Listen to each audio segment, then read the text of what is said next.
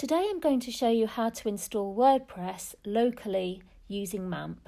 First, download WordPress from the official wordpress.org downloads page.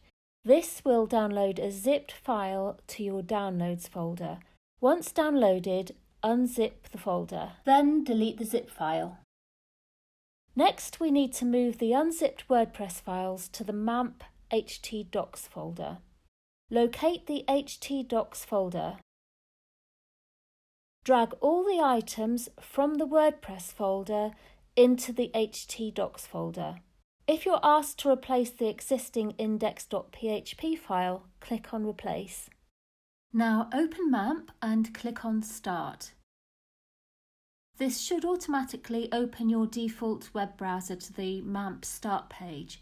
If it doesn't, simply click the Web Start button located next to the Start button.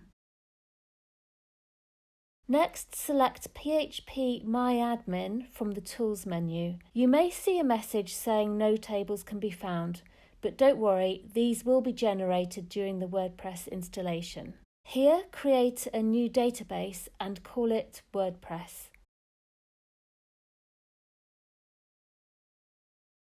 Now go back to MAMP and click on Web Start again.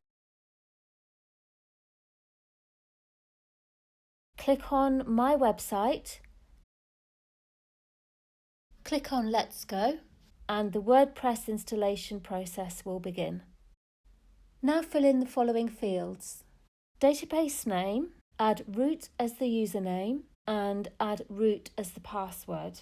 Set the database host as localhost and the table prefix should be WP_. Hit the Submit button and now run the installation. Then add the title of your website, a username and a strong password.